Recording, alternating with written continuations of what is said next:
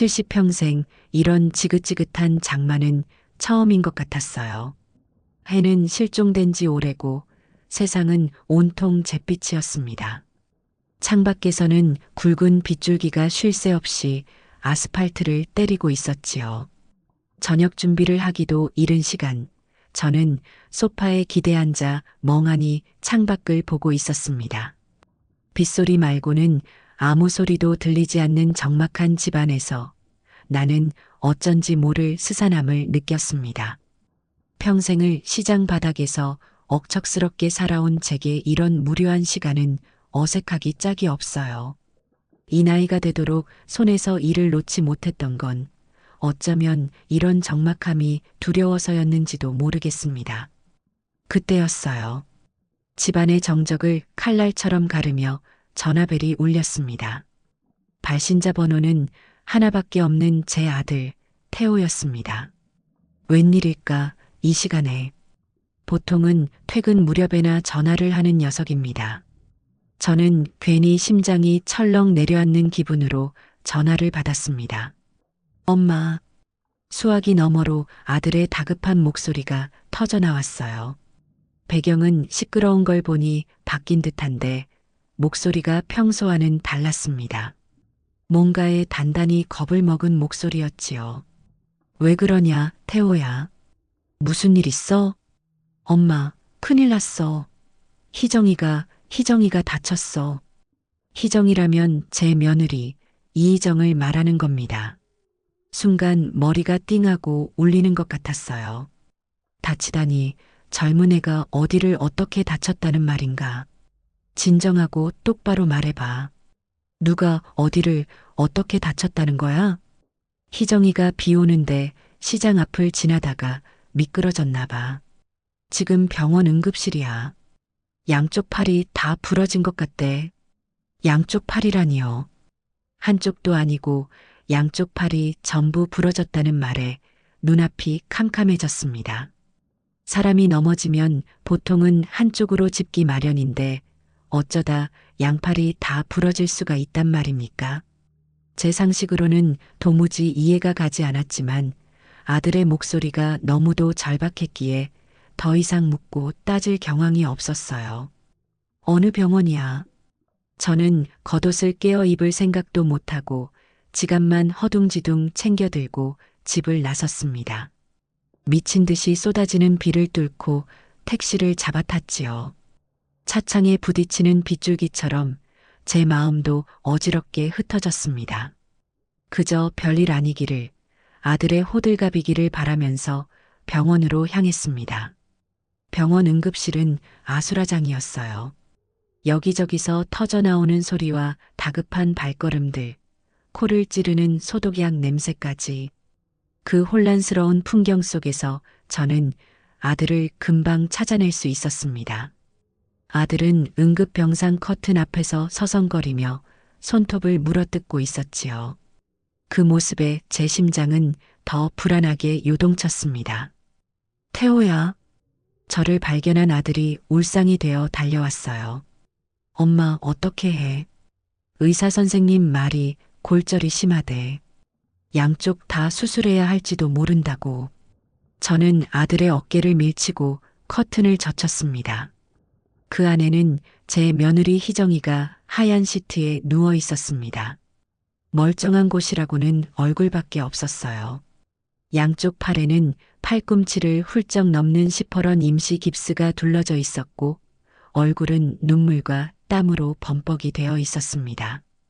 저를 보더니 희정이는 서러움이 복받친 듯 더 크게 울기 시작했어요. 어머니, 흐흑, 어머니. 아가, 괜찮다. 괜찮아. 대체 어떻게 된 일이냐? 저는 일단 며느리를 다독였습니다. 아무리 미운 며느리라도 다쳤다는데 모진 소리가 나갈 리가 있나요?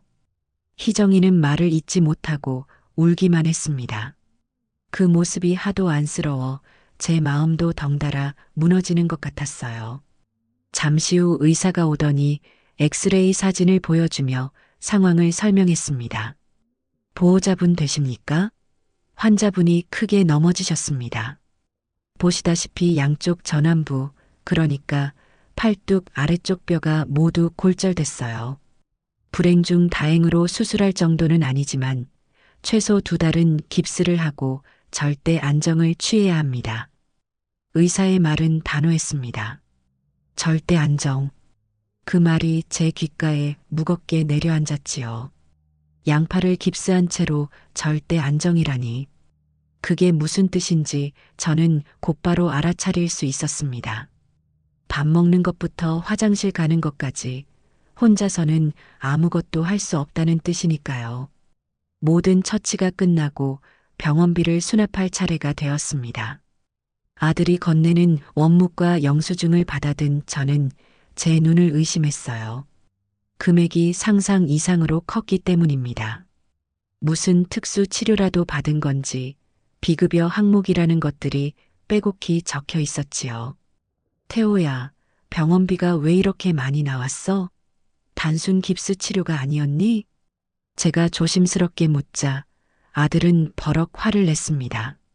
엄마, 지금 돈이 문제야? 너의 며느리가 저렇게 아파서 누워 있는데 의사 선생님이 최신 소재로 해야 뼈도 잘 붙고 회복도 빠르다고 해서 제일 좋은 걸로 해달라고 했어. 아들의 말에 저는 더 이상 아무 말도 할 수 없었습니다. 아픈 사람 앞에서 돈 이야기를 꺼낸 제가 속물이 된 기분이었어요. 결국 저는 아무 소리 않고 제 카드로 병원비를 결제했습니다.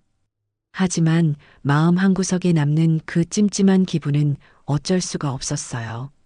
평생 장사하며 돈 계산에 이골이 난 제 감각이 뭔가 이상 신호를 보내고 있었지요. 하지만 설마 아픈 며느리를 앞에 두고 제가 나쁜 상상을 하는 것이라 자책하며 애써 그 감정을 눌렀습니다. 집으로 돌아오는 길은 갈 때보다 더 힘들었어요. 깁스한 팔이 행여나 어디 부딪힐까 아들과 제가 양쪽에서 부축하며 며느리를 거의 들다시피 옮겼습니다. 희정이는 작은 흔들림에도 엄살을 부리며 소리를 냈지요. 집에 도착하자마자 아들은 희정이를 안방 침대에 고이 눕혔습니다. 아이고 여보, 정말 고생했어. 이제 아무 걱정 말고 푹 쉬어. 아들은 며느리의 이마에 흐른 땀을 닦아주며 세상에 둘도 없는 애처가 노릇을 톡톡히 했습니다. 그러고는 제게로 와서 두 손을 덥석 잡더군요. 엄마 미안해. 당분간만 희정이 좀 부탁할게. 내가 회사 일이 너무 바빠서 알지? 그렇게 말하는 아들의 얼굴에는 미안함보다는 안도감이 더 커 보였습니다. 결국 모든 짐이 제게로 넘어왔다는 것을 확인한 안도감 말이에요. 저는 차마 거절할 수가 없었습니다. 아픈 며느리를 나 몰라라 할 정도로 매정한 시어머니는 아니었으니까요. 그날부터 제 시중살이는 시작되었습니다. 희정이는 침대에 누워 리모컨의 인형처럼 저를 조종했어요. 어머니, 목 말라요. 물 좀 주세요. 물을 떠다 주면 혼자서는 마실 수 없다며 빨대를 꽂아 입에 대령하라고 했습니다.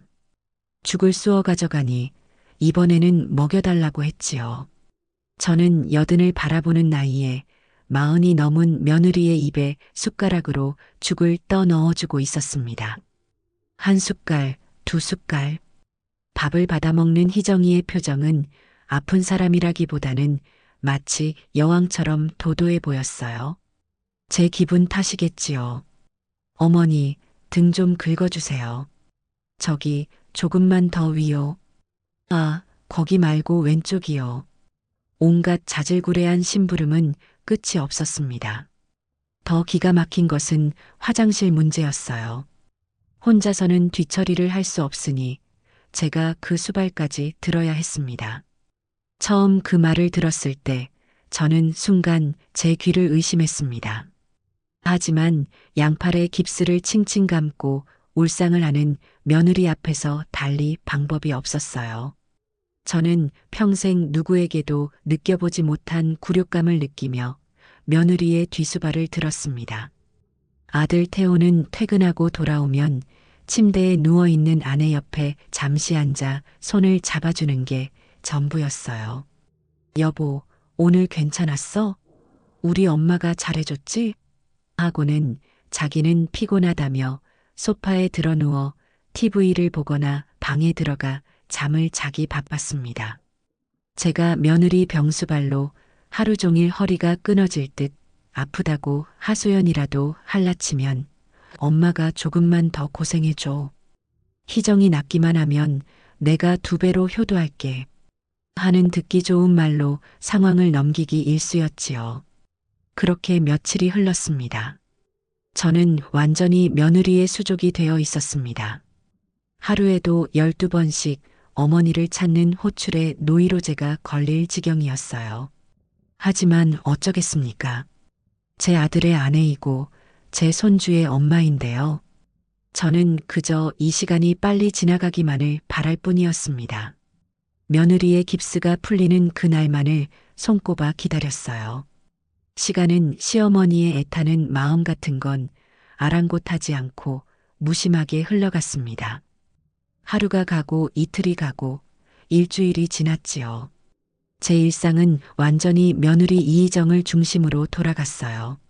아침에 눈을 뜨면 제일 먼저 희정이의 방으로 가 밤새 안녕하셨는지 살피는 것으로 하루를 시작했습니다. 그리고는 죽을 쑤어 먹이고 약을 챙기고 틈틈이 과일을 갈아다 바쳤습니다.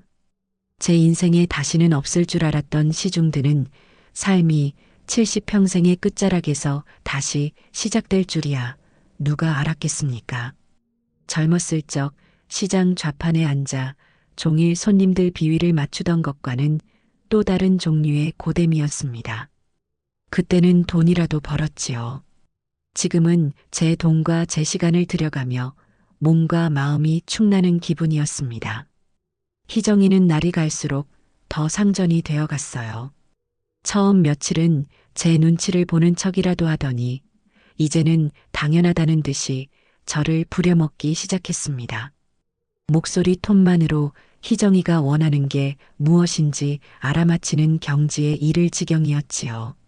낮고 길게 어머님하고 부르면 물이나 주스 같은 마실 것이 필요한 것이었고 조금 더 칭얼거리는 목소리로 부르면 TV 채널을 돌려달라거나 어깨를 주물러 달라는 요구였습니다.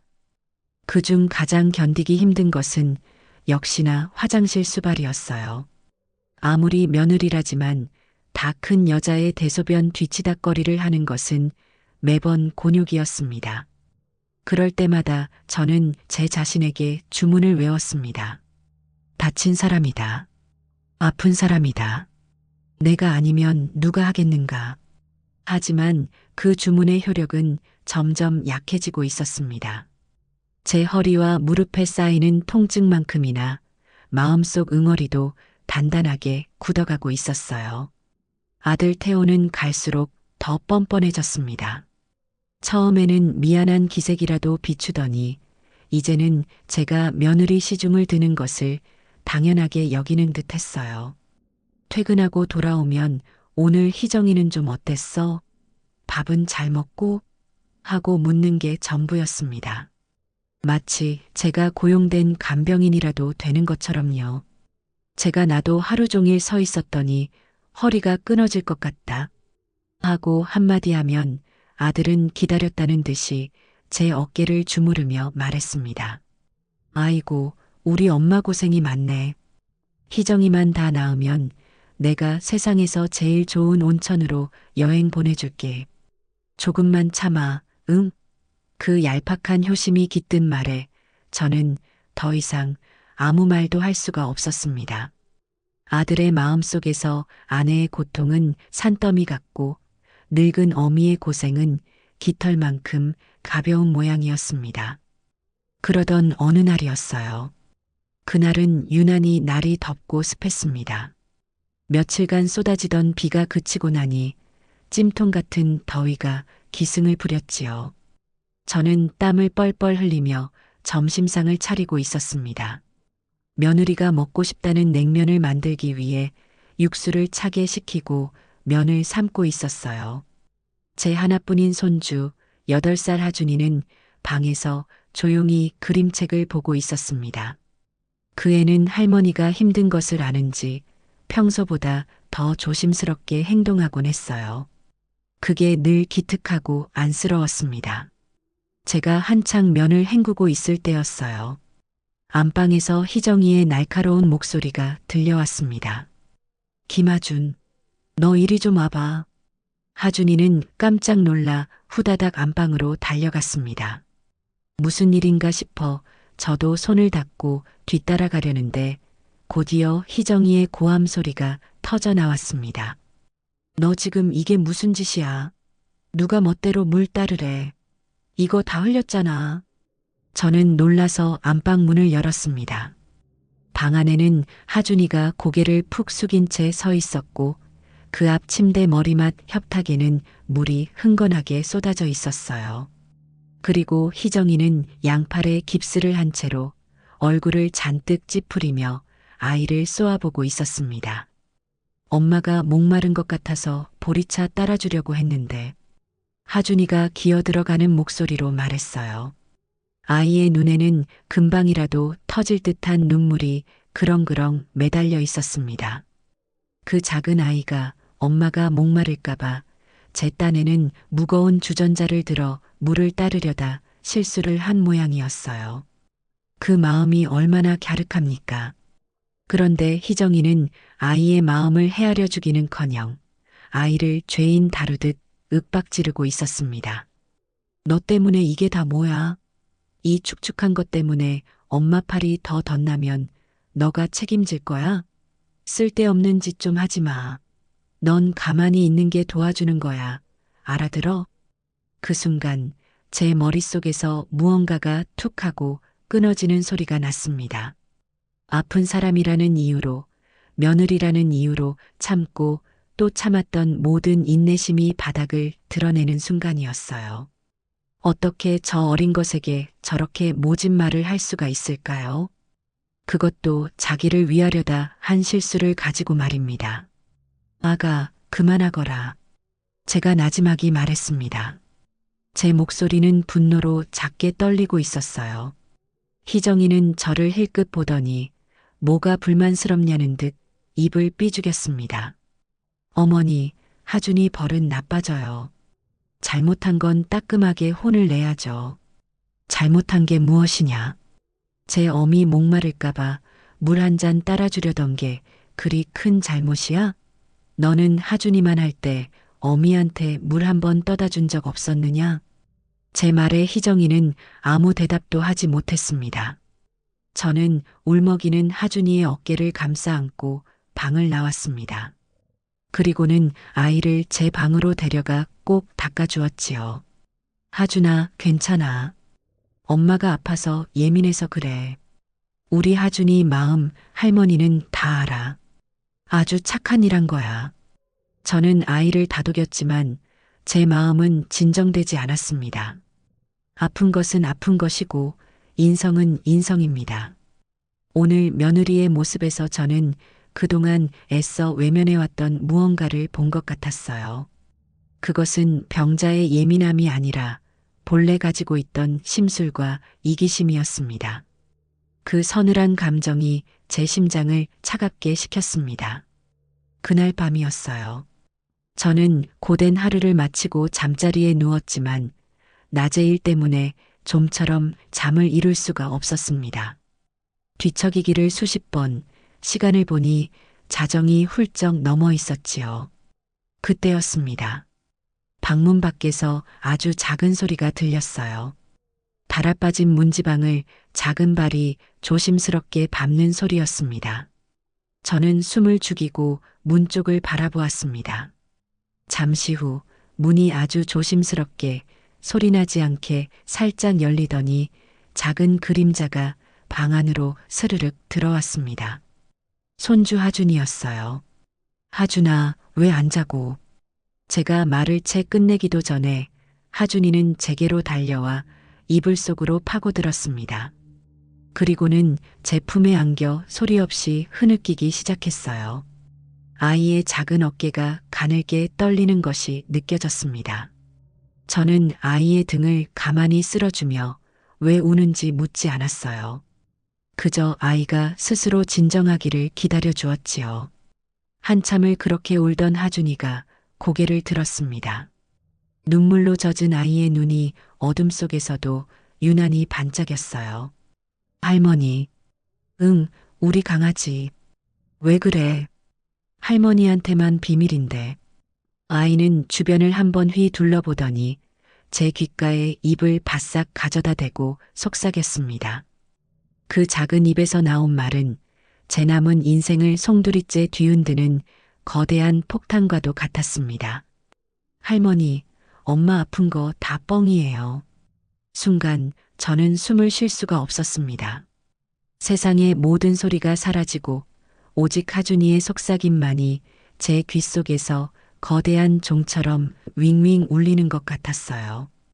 뻥이라니, 거짓말이라는 말이냐. 저는 아이의 어깨를 잡고 몸을 바로 했습니다. 하준아, 그게 무슨 말이니? 똑바로 다시 말해봐. 정말이에요, 할머니. 엄마 하나도 안 아파요. 너가 그걸 어떻게 알아? 엄마가 아프다고 하잖니. 제 목소리가 저도 모르게 다급해졌습니다. 하준이는 제 눈을 피하지 않고 아주 또렷한 목소리로 말을 이었습니다. 아까 낮에요. 엄마가 저한테 화낼 때요. 저도 모르게 봤어요. 엄마가 너 때문에 하고 소리치면서 깁스한 팔로 저를 이렇게 가리켰어요. 하준이는 제 앞에서 그때의 상황을 재현해 보였습니다. 아이의 작은 손가락이 허공에서 저를 향했습니다. 그 순간 제 머릿속은 수만 개의 조각으로 부서지는 듯 했습니다. 아이의 말과 함께 낮에 보았던 희정이의 모습이 다시 떠올랐습니다. 아이에게 악을 쓰던 그 경멸 어린 표정, 그리고 무심코 들릴 뻔했던 팔. 그렇습니다. 분명히 희정이는 소리를 지르는 순간 자기도 모르게 팔을 들여다 흠칫하며 멈추는 듯한 미세한 움직임이 있었습니다. 저는 그때 그저 화가 나서 그런 것이라 대수롭지 않게 넘겼지요. 하지만 아이의 눈은 저보다 정확했습니다. 그뿐만이 아니에요. 밤에 제가 몰래 화장실 가려고 나왔는데 엄마가 방에서 팔을 막 이렇게 돌리고 있었어요. 이렇게요. 하준이는 팔을 빙빙 돌리는 신용을 했습니다. 깁스를 한 사람이라면 절대 할 수 없는 행동이었지요. 저는 더 이상 아무 말도 할 수 없었습니다. 아이의 눈은 너무나도 맑고 진실했습니다. 저 순수한 눈이 저에게 거짓을 고할 리가 없었어요. 그동안 제 마음속 한구석을 차지하고 있던 모든 의문들이 한꺼번에 풀리는 기분이었습니다. 터무니없이 비쌌던 병원비, 아들의 어색한 효자 연기, 그리고 하루아침에 상전이 되어버린 며느리의 아나무인. 이 모든 것이 거짓이라는 하나의 단어로 설명되고 있었습니다. 제 심장은 차갑게 식다 못해 얼어붙는 것 같았어요. 분노가 머리끝까지 치밀어 올랐습니다. 당장이라도 안방으로 달려가 며느리의 머리채를 잡고 흔들며 이게 무슨 짓이냐고 소리치고 싶었습니다. 내 아들은 대체 어디까지 알고 있는 것인지, 이 사기극에 어디까지 동참한 것인지 멱살을 잡고 묻고 싶었어요. 하지만 저는 가까스로 이성을 붙잡았습니다. 저는 평생을 시장 바닥에서 산전수전 다 겪은 김인순입니다. 이런 일에 감정적으로 대처해서는 안 됩니다. 이성을 잃고 날뛰는 순간 저는 이 연극의 주인공이 아니라 구경꾼으로 전락하고 말 테니까요. 저는 제 품에 안겨있는 작고 여린 존재를 내려다보았습니다. 이 아이를 지켜야 합니다. 이 추악한 연극으로부터, 제 아들과 며느리의 탐욕으로부터 이 순수한 아이를 지켜내야만 했습니다. 그러기 위해서는 증거가 필요해요. 저들의 입에서 우리가 틀렸다는 말이 나오게 할 완벽한 증거 말입니다. 하준아, 네 할머니. 오늘 할머니한테 한 말 아무한테도 하면 안 돼. 아빠한테도 엄마한테는 더더욱. 이건 할머니랑 우리 하준이 둘만의 비밀이야. 알았지? 하준이는 고개를 끄덕였습니다. 저는 아이를 다시 꼭 안아주었어요. 아이의 작은 심장이 제 가슴에서 함께 뛰고 있었습니다. 이제 이 싸움은 단순히 저의 자존심이나 돈의 문제가 아니었습니다. 제 모든 것을 걸고서라도 제 손으로 이 지긋지긋한 연극의 막을 내려야만 했습니다. 차갑게 식었던 심장이 다시 뜨거워지기 시작했어요. 그것은 분노의 불꽃이자 모든 것을 바로잡겠다는 차가운 결이었습니다. 그날 밤 저는 한숨도 자지 못했습니다. 제 인생의 가장 긴 밤이 그렇게 지나가고 있었습니다. 손주 하준이의 충격적인 고백을 들은 다음 날 아침, 세상은 아무 일도 없었다는 듯이 밝아왔습니다. 밤새 저를 짓누르던 어둠이 걷히고 해가 떴지만 제 마음속의 밤은 끝나지 않았어요. 오히려 더 짙고 서늘한 어둠이 깔리기 시작했습니다. 저는 이전과 똑같이 새벽에 일어나 부엌으로 향했습니다. 쌀을 씻어 냄비에 앉히고 어제 사온 북어를 두들겨 국을 끓이기 시작했지요. 모든 행동은 평소와 같았지만 제 머릿속은 그 어느 때보다도 복잡하고 냉철하게 움직이고 있었습니다. 이제부터는 연기 대결이에요. 저 기만적인 며느리와 어리석은 아들을 상대로 제가 얼마나 더 완벽하게 아무것도 모르는 늙은 시어머니를 연기하느냐에 모든 것이 달려 있었습니다. 아침 식사 시간이 되었습니다. 저는 평소처럼 희정이의 방으로 아침상을 들고 들어갔어요. 희정이는 침대에 기대앉아 하품을 하며 저를 맞았습니다. 어머니, 오늘 반찬은 뭐예요? 어제 먹은 장조림은 좀 짜던데. 불평 섞인 목소리였지만 저는 온화한 미소를 지으며 대답했습니다. 몸도 안 좋은데 짠 것은 피해야지. 그래서 오늘은 담백하게 북엇국을 끓였다. 속이 확 풀릴 게다. 저는 숟가락으로 국물을 떠서 희정이의 입에 넣어 주었습니다. 희정이는 당연하다는 듯 입을 벌려 받아 먹었지요. 어제까지는 그 모습에 화병이라도 날 것 같았지만 오늘은 달랐습니다. 그래, 실컷 즐겨라. 너의 그 편안하고 안락한 여왕 노름이 며칠이나 더 갈 수 있을지 어디 한번 보자. 속으로는 칼을 갈면서도 겉으로는 더없이 인자한 시어머니의 얼굴을 유지했습니다. 제 평생의 장사 경험이 이런 데 쓰일 줄은 몰랐네요. 시장 바닥에서 진상 손님을 상대하며 억지로 웃던 그 표정이 지금 제게는 가장 강력한 무기였습니다. 식사를 마친 희정이가 말했어요. 어머니, 저 오늘 오후에 병원 예약되어 있어요. 물리치료 받으러 가야 해요. 그래, 태호한테 같이 가달라고 하려무나. 아니에요. 태호 씨는 회사 바쁜데 어떻게 빼요? 어머니가 좀 수고해 주시면 안 될까요? 옳거니. 저는 속으로 쾌재를 불렀습니다. 병원에 간다니 아주 좋은 기회였어요. 공모자들이 모여있는 적진에 직접 들어가 볼 수 있는 기회 말입니다. 그래, 그러자꾸나. 내가 다녀와야지 별 수 있겠니? 저는 흔쾌히 수락했습니다. 제 대답에 희정이는 만족스러운 미소를 지었어요. 그 미소가 어찌나 가증스럽던지 저는 저도 모르게 주먹을 꽉 쥐었습니다. 오후가 되어 희정이와 함께 병원으로 향했습니다. 아들이 잡아준 택시를 타고 가는 내내 희정이는 창밖을 보며 앓는 소리를 냈어요. 차가 조금만 덜컹거려도 아이고 팔 올려 하며 엄살을 부렸지요. 저는 그 모습을 말없이 지켜보았습니다. 모든 것이 거짓이라는 것을 알고 보니 며느리의 모든 행동이 얼마나 어설프고 과장된 연기인지 한눈에 들어왔습니다.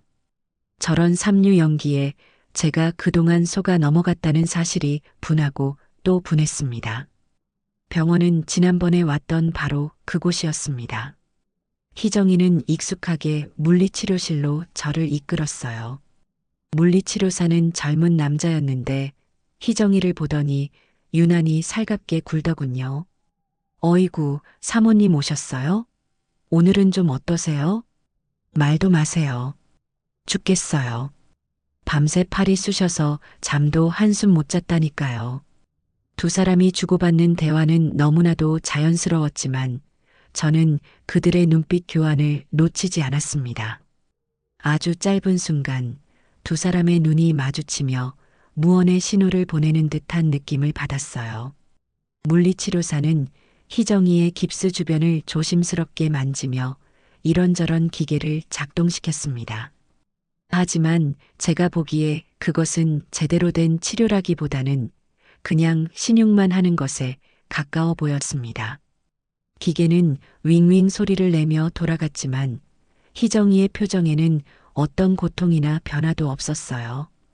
그저 지루한 시간을 때우는 사람처럼 보일 뿐이었습니다.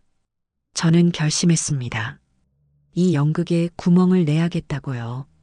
저는 치료사에게 다가가 물었습니다. 선생님, 우리 며느리 팔이 정말로 부러진 게 맞긴 한가요?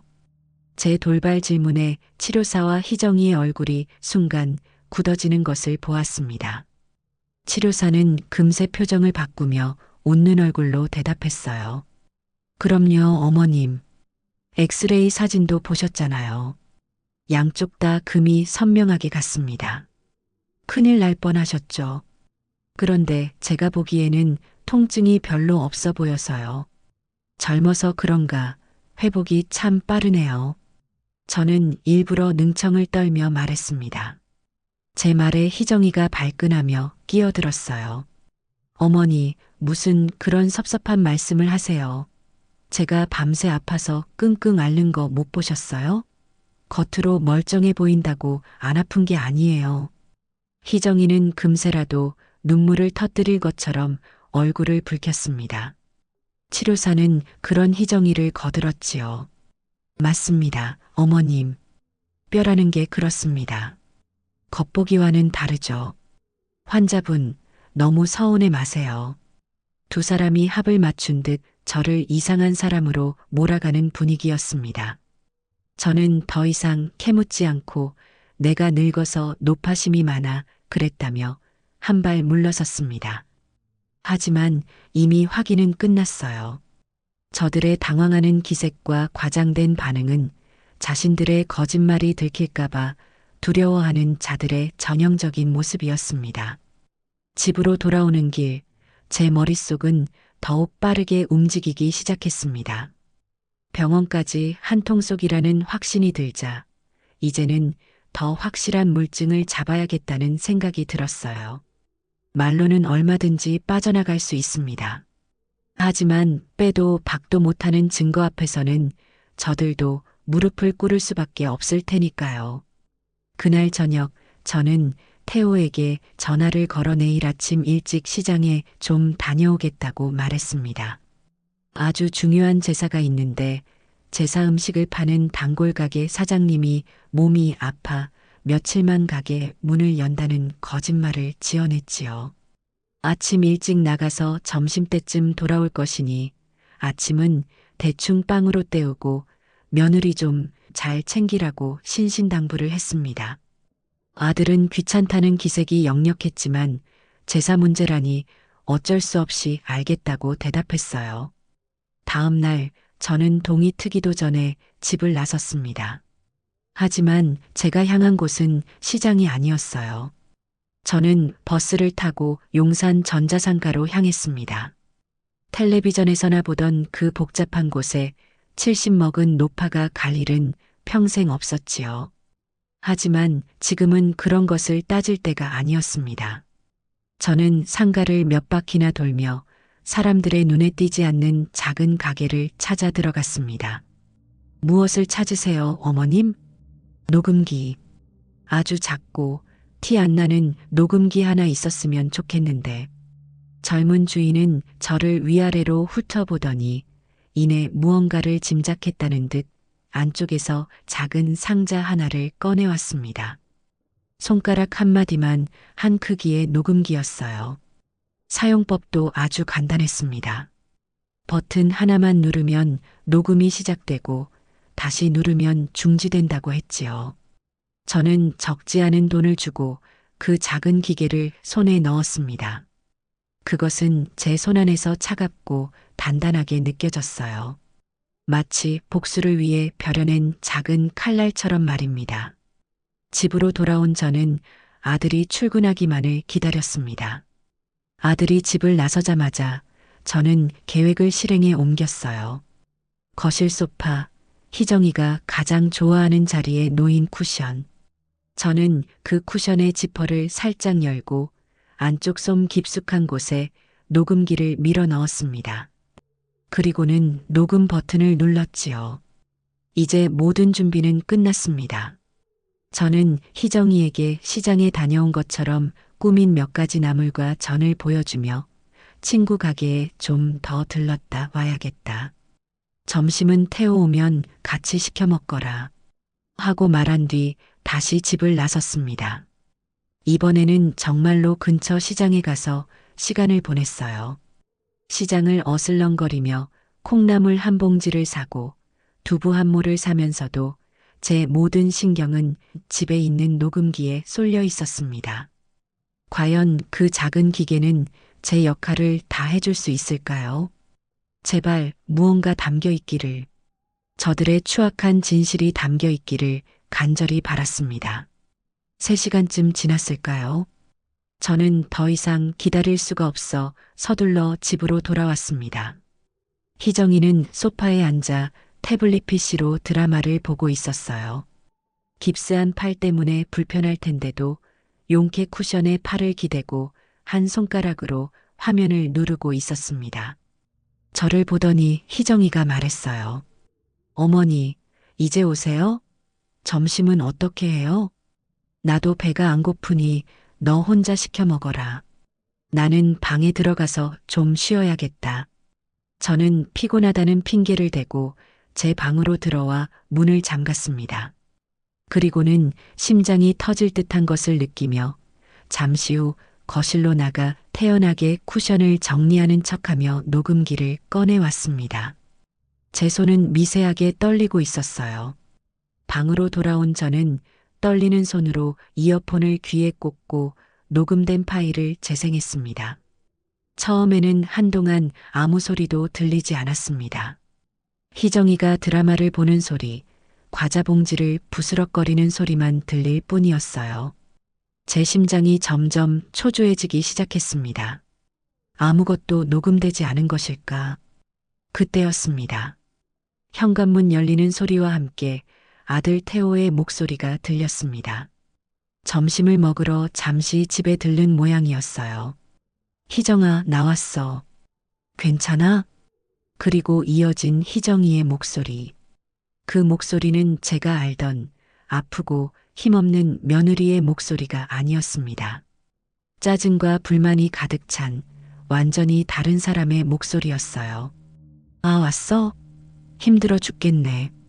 하루 종일 연기하는 것도 보통 일이 아니라니까. 연기라니.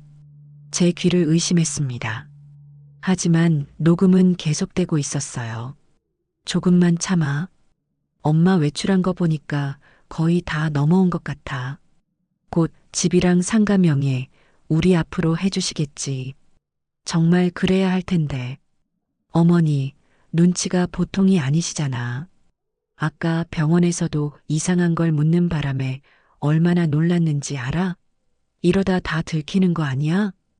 걱정 마. 너의 그 연기 실력이면 절대 안 들켜. 우리 엄마 나밖에 모르는 아들 바보라서 내가 하자는 대로 다 하게 되어 있어. 어머니 재산, 이제 곧 우리 거야. 그러면 너 고생 끝, 행복 시작이지. 그때까지만 조금 더 고생하자, 응? 알았어. 너만 믿을게. 근데 나 진짜 팔 아픈 것 같아. 계속 깁스하고 있으려니 피도 안 통하고 답답해 미치겠어. 그러게 누가 양쪽 다 하자고 했나? 한쪽만 했으면 이렇게 고생은 안 하지. 이왕 하는 거 확실하게 해야지. 그래야 동정심도 더 생기고 어머니가 꼼짝 못할 거 아니야. 당신은 생각이 너무 짧아. 저는 이어폰을 빼지도 못한 채 그 자리에 얼어붙었습니다. 온몸의 피가 차갑게 식는 것 같았어요. 아니, 피가 거꾸로 솟는다는 말이 더 맞을 겁니다. 제 아들과 며느리가 제 등 뒤에서 저를 속이고 제 재산을 가로챌 계획을 세우고 있었습니다. 제가 평생 피땀 흘려 이룬 모든 것을 날로 먹으려는 그들의 목소리가 제 귓속을 헤집어 놓았습니다. 아들에 대한 마지막 믿음과 기대가 산산조각 나는 순간이었습니다. 이제 남은 것은 분노와 배신감, 그리고 차가운 결심뿐이었어요. 이것은 단순한 사기극이 아닙니다. 이것은 전쟁입니다.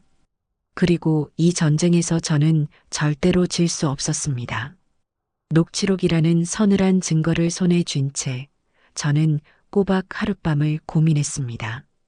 이 녹음 파일을 당장 아들놈과 며느리의 면전에 집어 던지고 멱살이라도 잡아야 하는가? 아니면 더 완벽한 때를 기다려야 하는가? 제 안에서는 뜨거운 분노와 차가운 이성이 쉴 새 없이 싸우고 있었지요. 하지만 평생을 시장 바닥에서 버텨온 제 경험이 말해주고 있었습니다. 섣부른 공격은 상대를 쓰러뜨리기는커녕 오히려 반격의 빌미만 줄 뿐이라는 것을요. 저들은 분명 언제적 녹음인데 믿을 수 있냐, 짜깁기한 것 아니냐며 발뺌할 것이 뻔했습니다. 음성 증거만으로는 부족했어요. 누구도 부정할 수 없는 저들의 눈과 몸이 직접 증명하는 영상 증거가 필요했습니다. 다음 날 저는 또다시 아침 일찍 집을 나섰습니다. 이번 행선지도 용산 전자상가였어요. 어제 녹음기를 샀던 바로 그 가게로 다시 찾아갔습니다. 저를 본 젊은 주인은 또 오셨냐는 듯 의아한 표정을 지었지요. 어머님, 이번에는 또 뭐가 필요하세요? 녹음기 성능이 마음에 안 드셨어요? 아니, 그건 아주 잘 쓰고 있네. 이번에는 다른 게 필요해서 왔어. 감시 카메라 아주 작아서 눈에 잘 띄지 않는 걸로 하나 주게. 제 말에 가게 주인의 눈이 동그래졌습니다. 70 먹은 노파가 녹음기에 이어 감시 카메라까지 찾는 모습이 신기하기도 하고 어쩌면 딱하게 보이기도 했을 겁니다. 그는 잠시 저를 쳐다보더니 이번에도 군말 없이 창고에서 작은 상자 하나를 꺼내왔습니다. 어머님, 이거 어떠세요? 요즘 가정집에서 아기나 반려동물 보려고 많이들 쓰는 겁니다. 탁상시계 모양이라 아무도 카메라라고 생각 못할 거예요. 스마트폰이랑 연결하면 밖에서도 실시간으로 볼 수 있고요. 주인이 보여준 것은 평범한 디자인의 하얀색 디지털 탁상시계였습니다. 렌즈는 숫자가 표시되는 검은 액정판에 교묘하게 숨겨져 있어 아무리 들여다봐도 카메라라는 것을 알아차리기 힘들 정도였어요. 저는 망설이지 않고 그것을 샀습니다. 사용법을 배우는데 시간이 조금 걸렸지만 저는 포기하지 않았습니다. 제 아들의 스마트폰은 제가 사준 것이었고 덕분에 저도 덩달아 스마트폰 사용법을 어느 정도는 익혀두었던 것이 천만다행이었지요.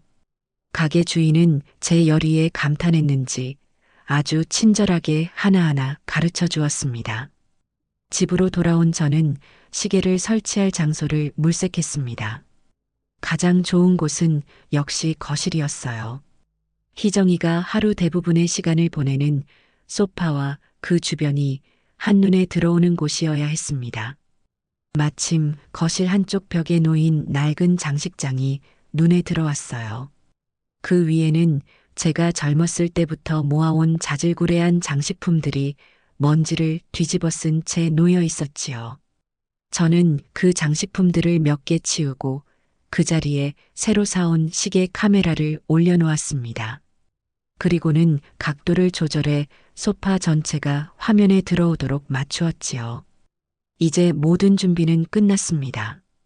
덫은 놓아졌고 남은 것은 사냥감이 제 발로 덫에 걸려들기만을 기다리는 것뿐이었습니다. 저는 그날부터 밤에 잠을 자는 척하며 제 방 침대에 누워 스마트폰으로 거실을 비추는 화면을 지켜보기 시작했습니다. 하루, 이틀, 사흘.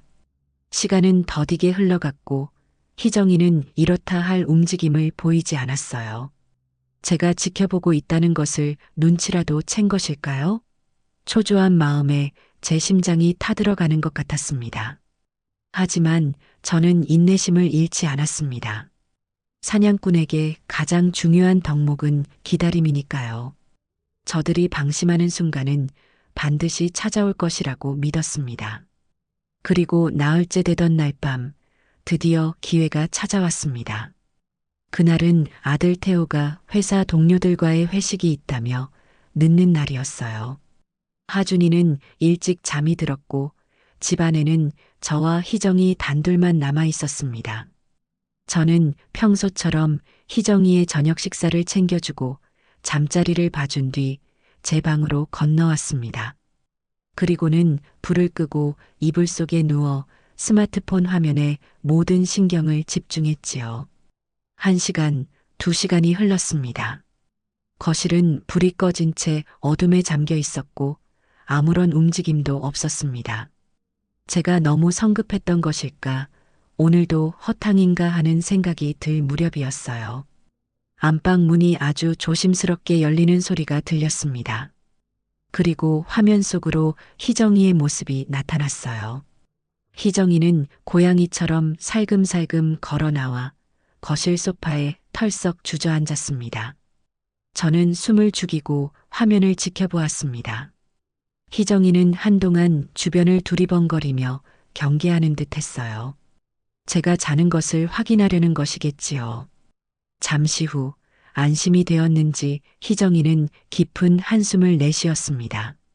그리고 믿을 수 없는 광경이 제 눈앞에서 펼쳐졌습니다.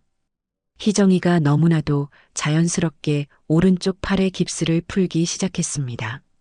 붕대를 능숙하게 풀어내고 단단한 석고를 팔에서 쑥 빼내는 모습은 마치 긴 하루를 마치고 답답한 양말을 벗는 사람처럼 편안해 보였어요. 깁스를 벗어 던진 희정이는 "아, 시원하다" 하는 소리를 내며 팔을 쭉 뻗어 스트레칭을 했습니다.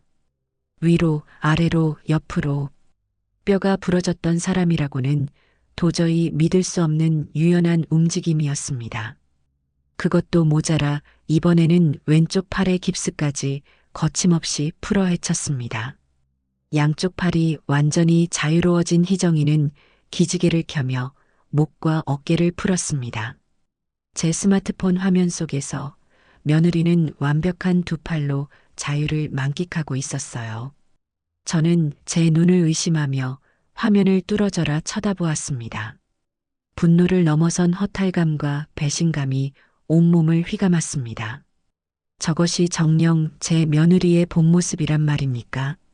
저렇게 멀쩡한 몸으로 지난 몇 주간 저를 하녀처럼 부려먹고 아들을 속이고 제 재산을 통째로 삼키려 했던 것입니다. 희정이의 기행은 거기서 끝나지 않았습니다. 스트레칭을 마친 희정이는 부엌으로 향하더니 냉장고를 열어 시원한 캔맥주를 꺼내 들었어요.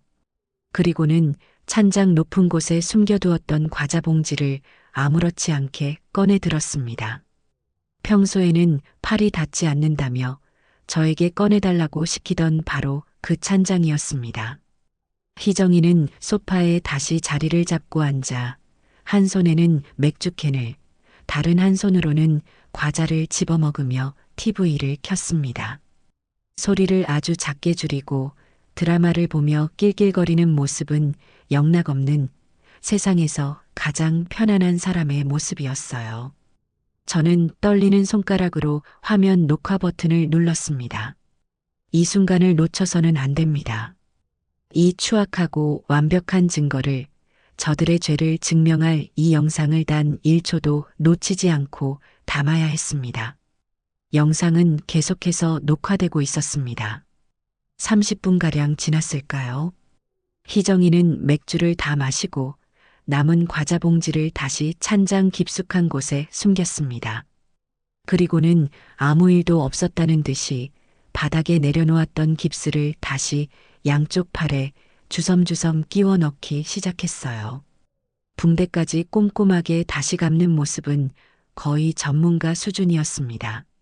모든 준비를 마친 희정이는 마지막으로 주변을 한번 둘러본 뒤 다시 안방으로 소리 없이 사라졌습니다. 거실에 다시 정적이 찾아왔습니다. 하지만 제 머릿속은 거대한 폭풍이 휩쓸고 간 듯 했습니다. 저는 녹화를 중지하고 방금 찍힌 영상을 처음부터 다시 돌려보았습니다. 꿈이 아니었어요. 그것은 생생한 현실이었습니다. 제 며느리는 천재적인 사기꾼이었고 제 아들은 그 사기극의 우매한 조연이거나 혹은 공범이었습니다. 저는 자리에서 일어났습니다. 더 이상 망설일 필요가 없었어요. 이 지긋지긋한 연극의 시나리오는 제가 새로 써야 했습니다. 그리고 그 결말은 저들이 상상조차 할 수 없는 가장 끔찍한 파국이 될 것이라고 다짐했습니다. 저는 스마트폰을 손에 꽉 쥔 채 차갑게 빛나는 달을 창밖으로 바라보았습니다. 이제 곧 동이 틀 것입니다. 그리고 오늘 뜨는 해는 저들에게 마지막으로 허락된 평온의 빛이 될 터였습니다. 전쟁의 서막은 끝났습니다. 이제는 심판의 시간만이 남아있을 뿐이었습니다. 며느리의 심야 자유시간이 담긴 영상을 확보한 그 밤, 저는 잠을 이룰 수가 없었습니다. 잠들기에는 제 피가 너무 뜨겁게 끓어오르고 있었고, 정신은 얼음장처럼 차갑게 깨어 있었으니까요. 저는 침대에 눕는 대신 낡은 자개장 서랍 깊숙한 곳에 넣어두었던 오래된 가계부를 꺼내 들었습니다. 제가 시장에서 장사를 시작한 첫날부터 꼬박 40년 넘게 써온 제 인생의 역사책과도 같은 물건이었지요. 한 장 한 장 넘길 때마다 콩나물값 100원, 두부값 500원을 아끼며 악착같이 살아온 제 젊은 날의 모습이 땀 냄새와 함께 피어오르는 듯 했습니다. 이 돈이 어떤 돈인데 제 청춘과 맞바꾸고 달아빠진 무릎과 맞바꿔 푼푼히 모은 이 재산을 저것들이 이토록 손쉬운 사기극으로 날로 먹으려 했다는 사실에 다시금 창자가 뒤틀리는 분조가 치밀었습니다. 영상을 확보했다고 해서 제 마음이 편해진 것은 아니었어요. 오히려 더 큰 의문이 꼬리에 꼬리를 물고 피어올랐습니다. 저들은 대체 언제부터 이 계획을 세웠던 것일까요? 단순히 게으른 며느리의 장깨라고 하기에는 병원까지 섭외한 수법이 너무나도 치밀했습니다. 이것은 우발적인 거짓말이 아니라 사전에 철저히 기획된 범죄 행각에 가까웠어요. 저는 자리에서 일어나 아들 내외가 잠든 것을 확인하고 서재로 향했습니다. 원래는 남편이 쓰던 서재였지만 지금은 아들 태호가 가끔 사용하는 공간이었지요. 저는 그곳 책상 위에 아무렇게나 쌓여있는 우편물 더미를 뒤지기 시작했습니다. 관리비 고지서, 보험 안내문, 그리고 각종 광고 우편물들. 평소 같았으면 거들떠보지도 않았을 종이 뭉치들을 저는 그날 밤 굶주린 짐승처럼 하나하나 샅샅이 훑었습니다. 제 예감은 틀리지 않았습니다. 우편물 더미 가장 아래쪽 다른 종이들 사이에 교묘하게 숨겨져 있던 봉투 하나가 제 눈에 띄었어요. 발신인은 처음 들어보는 미래 파이낸셜이라는 곳이었습니다. 제2금융권, 아니 소위 말하는 사채업체에서나 쓸 법한 이름이었지요. 저는 심장이 쿵하고 내려앉는 것을 느끼며 떨리는 손으로 봉투를 뜯었습니다. 안에는 대출 심사 결과 안내문이라는 제목의 서류 한 장이 들어 있었어요. 그리고 그 내용은 제 눈을 의심케 하기에 충분했습니다. 김인수님 귀하. 귀하께서 신청하신 부동산 담보대출한도 3억 원은 서류 미비 및 자격 요건 미달로 인해 부결되었음을 알려드립니다. 김인순. 그것은 분명 제 이름이었습니다. 부동산 담보. 그것은 필시 이 집을 말하는 것이겠지요. 저는 대출을 신청한 적이 없었습니다. 평생 은행에 돈을 빌려본 적은 있어도 남에게 돈을 빌린다는 것은 상상조차 해본 적 없는 저였습니다. 그런데 대체 누가 내 이름으로 내 집을 담보로 3억이라는 거금을 빌리려 했단 말입니까? 답은 정해져 있었습니다. 서류를 쥔 제 손이 분노로 부들부들 떨렸어요. 단순히 저를 속여 편하게 살려던 수준이 아니었습니다.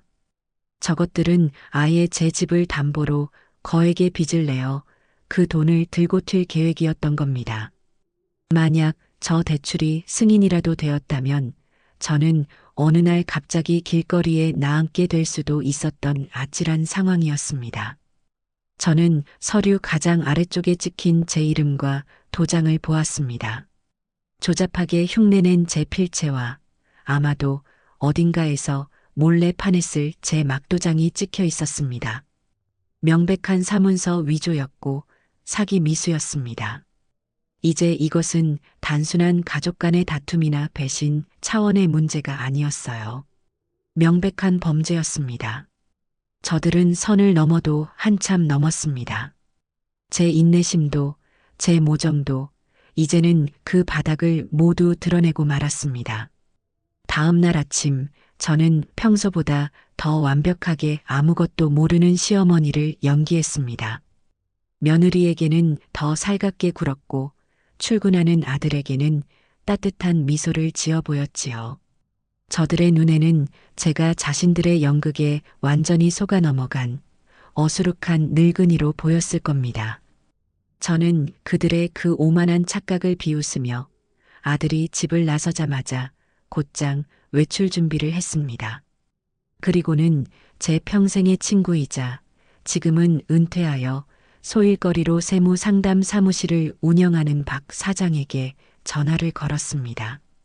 나일세, 김인순. 아이고, 김 여사. 이게 얼마만이야. 해가 서쪽에서 뜨겠네. 무슨 일로 전화를 다 했어? 박 사장은 제 남편의 중마고우였고 남편이 세상을 떠난 뒤에도 저와 꾸준히 교류하며 제 재산 관리에 많은 조언을 해준 고마운 친구였습니다. 저는 그에게 자초지종을 설명할 필요가 있었어요. 오늘 점심에 시간 좀 내주게. 아주 중요한 이야기가 있네. 제 목소리가 평소와 다르다는 것을 느꼈는지 박 사장은 군말 없이 약속을 잡았습니다. 저는 그를 만나기 위해 옷을 차려입고 어젯밤 찾아낸 모든 증거물들 마이너스 녹취 파일이 담긴 녹음기, 영상이 담긴 제 스마트폰, 그리고 대출 부결 안내문 마이너스의 가방 깊숙한 곳에 챙겨 넣었습니다. 박 사장의 사무실은 여전히 예전 모습 그대로였습니다. 낡은 소파와 책장에 가득한 서류들. 그는 저를 보더니 반갑게 맞았지만 제 얼굴에 드리워진 그늘을 보고는 이내 표정이 심각해졌습니다. 무슨 일인데 그래? 얼굴이 반쪽이 됐네 그려. 저는 자리에 앉아 가방에서 증거물들을 하나씩 꺼내 놓았습니다. 그리고는 지난 몇 주간 저희 집에서 벌어졌던 모든 일들을 담담하게 하지만 빠짐없이 털어놓기 시작했습니다. 며느리의 가짜 깁스부터 시작해서 아들과의 공모, 제 집을 담보로 대출을 받으려 했던 정황까지. 제 이야기가 길어질수록 박 사장의 얼굴은 딱딱하게 굳어갔습니다. 그가 제 녹취 파일을 듣고 제 스마트폰으로 영상을 확인했을 때 그의 입에서는 깊은 탄식이 터져 나왔습니다. 이런 후레자식들을 봤나? 박 사장은 테이블을 주먹으로 내리쳤습니다. 그는 마치 자신의 일처럼 분노해 주었어요. 그 모습에 저는 그동안 꾹꾹 눌러왔던 설움이 북받쳐 올라 눈시울이 뜨거워졌습니다. 내가 어떻게 키운 아들인데 어떻게 저런 괴물 같은 것들이 내 집에 들어와서. 박 사장은 아무 말 없이 제 어깨를 두드려 주었습니다. 잠시 후 그는 다시 냉정한 법률가의 얼굴로 돌아와 말했어요. 김 여사, 정신 차려. 지금 울고 있을 때가 아니야. 저것들을 어떻게 처리할지 결정해야지. 마음만 먹으면 당장 경찰에 신고해서 사기 미수랑 사문서 위조로 콩밥을 먹일 수도 있어. 경찰 신고. 그 말을 듣는 순간 제 마음은 복잡해졌습니다. 아무리 저런 짓을 저질렀어도 태호는 제 배 아파 낳은 자식입니다. 제 손으로 아들을 범죄자로 만들고 싶지는 않았어요. 하지만 이대로 용서할 수도 없는 노릇이었습니다. 아니, 경찰은 안 되네. 내 손으로 아들을 전과자로 만들 수는 없어. 그럼 어쩔 텐가? 저것들을 그냥 내쫓기만 할 셈이야? 저런 것들은 그렇게 쉽게 안 나가. 요즘 법이 어떤 세상인데. 한번 집에 들이면 내보내기가 얼마나 힘든 줄 알아? 자기들 권리만 주장하면서 버티면 몇 년이고 골치 아파질 수 있다고. 박 사장의 말은 현실적이었습니다. 제가 가진 증거는 확실했지만 법적 절차를 밟기 시작하면 지리멸렬한 싸움이 될 수도 있었지요. 저는 단칼에 이 상황을 끝내고 싶었습니다. 가장 빠르고 가장 확실하게 저들을 제 인생에서 도려내는 방법이 필요했어요. 방법이 있네. 저것들을 내보낼 가장 확실한 방법이. 저는 잠시 생각에 잠겼다가 이내 결심한 듯 입을 열었습니다. 제 계획을 들은 박 사장은 잠시 눈을 동그랗게 뜨더니 이내 제 의도를 알아차리고는 무릎을 쳤습니다. 과연 김 여사야. 보통 독한 사람이 아니네. 하지만 그 방법이 가장 확실하겠어. 저런 족속들에게는 이성적인 대화나 법적 절차보다 당장 발등에 떨어진 불이 더 무서운 법이지. 그럼 그렇게 할 수 있도록 좀 도와주게. 서류 같은 것들이 필요할 것 같은데. 걱정 마. 내가 아는 부동산 중개인이 있으니 서류는 진짜처럼 완벽하게 만들어주지. 저것들은 까맣게 모를 걸세. 이제 곧 아주 재미있는 구경을 하게 되겠구먼. 박 사장과 저는 앞으로의 계획에 대해 세부적인 사항들을 조율하기 시작했습니다. 그의 도움으로 제 복수국의 마지막 퍼즐 조각이 맞춰지고 있었습니다. 사무실을 나서는 제 발걸음은 올 때와는 달리 더없이 가볍고 단단했습니다. 이제 제 마음속에는 동정이나 미련 따위는 한 조각도 남아있지 않았어요. 오직 차가운 결의만이 들끓고 있었습니다. 하늘을 보니 구름 한 점 없이 맑았습니다. 곧 저것들의 머리 위로 제가 내리칠 섰을 퍼런 벼락이 준비되고 있었습니다. 모든 계획이 세워지고 무대에 올릴 소품들까지 준비가 완료되었습니다. 이제 남은 것은 배우들을 무대 위로 올리는 것뿐이었지요. 저는 그중 가장 약한 고리, 제 아들 태호부터 공략하기로 마음먹었습니다. 며느리 이희정은 이미 제게 완전한 적으로 규정되었지만 아들 태호에 대해서는 아직 신락 같은 희망이 남아있었기 때문입니다. 어쩌면 그는 아내의 꿰매에 넘어가 어쩔 수 없이 동참한 것일지도 모른다는 어미로서의 마지막 미련이었지요. 저는 그에게 마지막 기회를 주기로 했습니다. 제 손으로 그를 심판하기 전에 스스로의 잘못을 고백하고 용서를 구할 마지막 기회 말입니다. 저는 그날 저녁 며느리가 잠시 잠이 든 틈을 타 아들을 서재로 조용히 불렀습니다. 태호는 무슨 일이냐는 듯 의아한 표정으로 저를 따라 들어왔어요.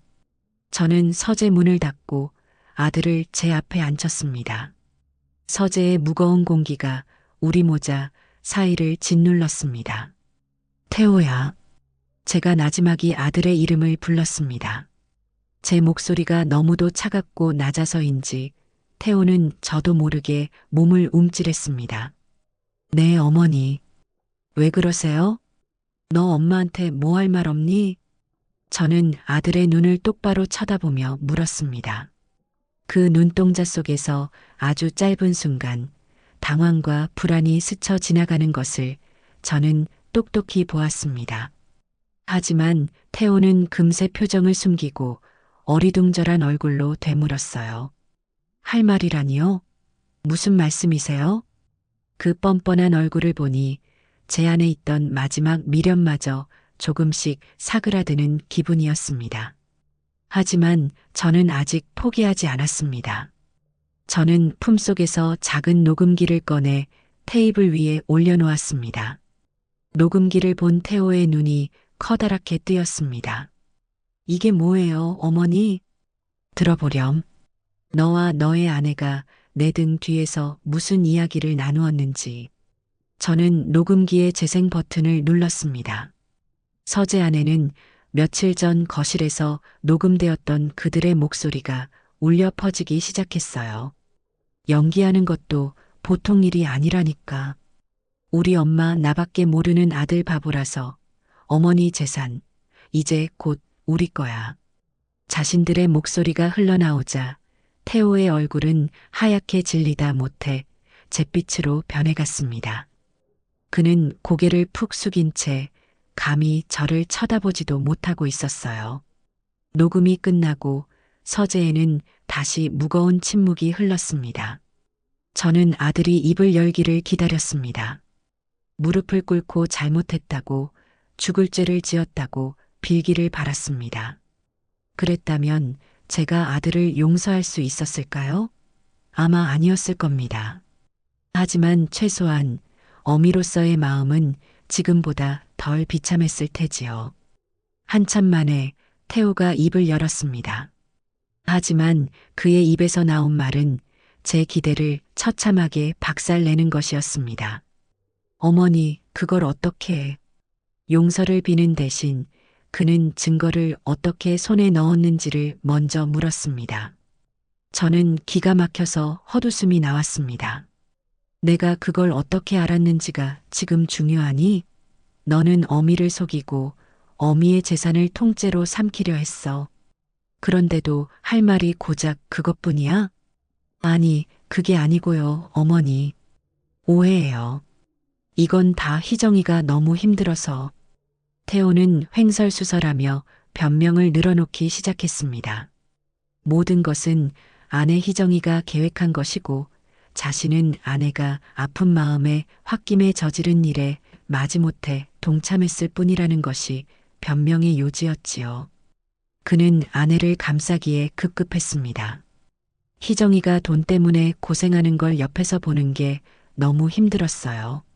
엄마는 돈도 많으시잖아요. 그냥 우리가 조금 미리 받아서 쓴다고 생각하면 안 되는 거였어요? 어차피 나중에 다 제 것이 될 재산인데. 그 순간 저는 제 귀를 의심했습니다. 어차피 다 제 것이 될 재산.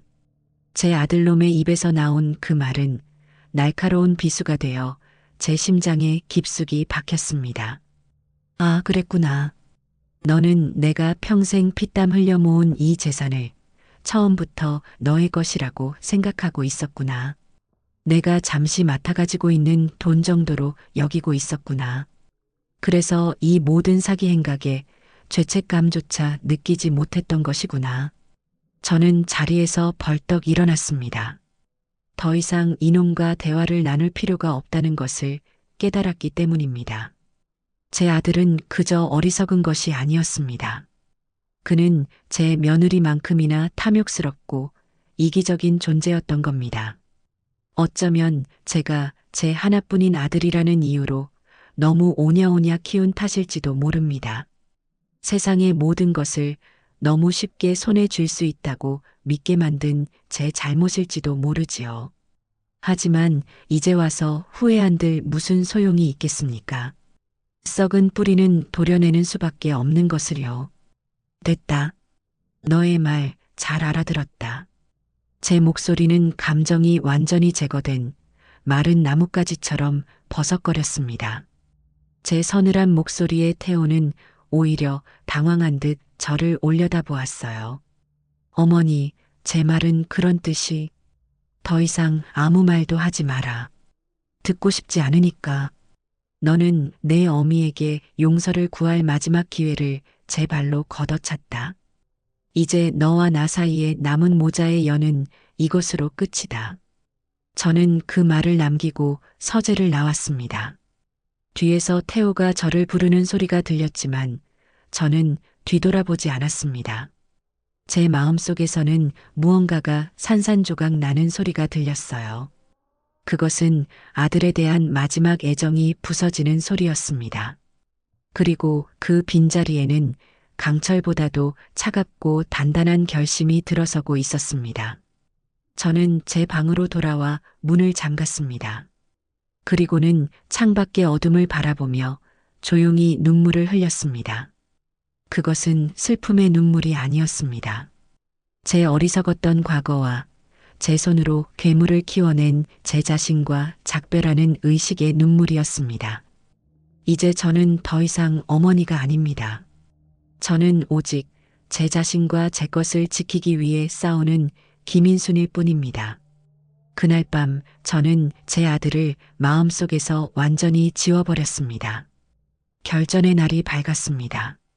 그날따라 하늘은 유난히 높고 푸르렀지요. 저는 아침부터 평소보다 더 분주하게 움직였습니다. 시장에 가서 가장 좋은 갈빗감과 신선한 해산물을 사왔고 손주 하준이가 좋아하는 잡채와 며느리가 노래를 부르던 갈비찜을 만들기 시작했습니다. 부엌에 퍼지는 맛있는 냄새에 며느리 희정이는 어머니, 오늘 무슨 날이에요? 진수성찬이네요. 하며 들뜬 목소리로 물었습니다. 아들 태호는 어제의 일 때문인지 제 눈치를 살폈지만 제가 평소와 다름없이 행동하자 이내 안심하는 눈치였어요. 저들이 보기에는 제가 아들의 변명을 듣고 마음이 풀렸다고 생각했을지도 모릅니다. 오늘 저녁에는 다 같이 모여서 식사 한번 하자꾸나. 너희들한테 할 이야기도 있고. 제 말에 아들과 며느리는 서로 눈빛을 교환했습니다. 그들의 눈에는 기대감이 가득했어요. 필시 제가 드디어 재산 상속에 대한 이야기를 하려는 것이라고 짐작했겠지요. 저는 속으로 그들의 어리석음을 비웃으며 정성껏 음식을 만들었습니다.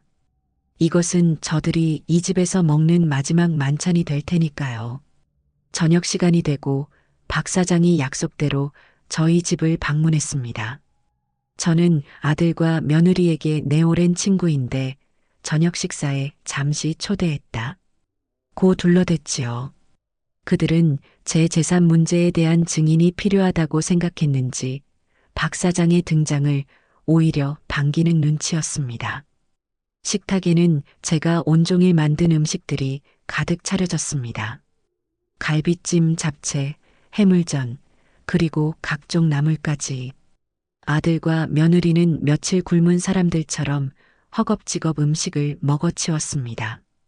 그 모습이 어찌나 개걸스러워 보이던지 저는 속이 메스꺼워 제대로 식사를 할 수가 없었어요. 저는 그저 묵묵히 앉아 그들의 마지막 만찬을 지켜볼 뿐이었습니다. 식사가 거의 끝나갈 무렵 저는 자리에서 일어났습니다. 그리고 거실에 있는 대형 텔레비전을 켰지요. 제 돌발 행동에 모두의 시선이 제게로 쏠렸습니다. 어머니, 갑자기 텔레비전은 왜 켜세요? 희정이가 의아한 목소리로 물었습니다. 저는 아무 대답도 하지 않고 품속에 있던 스마트폰을 텔레비전과 연결했습니다. 잠시 후 텔레비전 화면 가득 익숙한 거실의 풍경이 나타났습니다. 바로 며칠 전 밤 제가 녹화했던 바로 그 영상이었습니다. 자, 다들 이것 좀 보거라. 우리 집에서 아주 재미있는 일이 있었더구나. 저는 나지막이 말하며 재생 버튼을 눌렀습니다. 화면 속에서 며느리 희정이가 고양이처럼 살금살금 안방에서 걸어 나왔습니다. 그리고는 너무나도 익숙하게 양팔에 깁스를 풀어 헤치고 시원하게 스트레칭을 하기 시작했지요. 그 장면이 나오자마자 식탁의 공기는 순식간에 얼어붙었습니다. 아들과 며느리의 얼굴에서 핏기가 사라지고 사색이 되어갔습니다. 숟가락을 들고 있던 손을 부들부들 떨며 그들은 화면에서 눈을 떼지 못했습니다. 영상은 계속되었습니다. 희정이가 맥주를 마시고 과자를 먹으며 TV를 보는 장면, 그리고 아무 일도 없었다는 듯 다시 깁스를 착용하고 방으로 들어가는 장면까지 영상의 모든 순간이 그들의 범죄를 명명백백하게 증명하고 있었습니다. 영상이 끝나고 거실에는 무거운 침묵만이 흘렀습니다. 아무도 입을 열지 못했습니다. 저는 그 침묵을 깨고 테이블 위로 작은 녹음기를 던지듯 올려놓았습니다. 그리고는 대출 부결 안내문과 박 사장이 준비해준 가짜집 매매 계약서를 그 위에 차례로 펼쳐 놓았지요. 이것은 너희가 내 재산을 어떻게 나눠 가질지 의논한 목소리가 담긴 녹음기다. 그리고 이것은 너희가 내 이름과 도장을 위조해서 이 집을 담보로 대출을 받으려 했던 증거지. 사문서 위조에 사기 미수. 당장 경찰에 넘겨도 할 말 없는 명백한 범죄 행위야. 제 목소리는 얼음처럼 차가웠습니다. 며느리 희정이는 그제야 정신이 들었는지 아니에요, 어머니. 그게 아니고요. 하며 소리를 질렀습니다. 뭐가 아니라는 말이냐? 이 영상이, 이 목소리가, 이 서류가 모두 거짓이란 말이냐?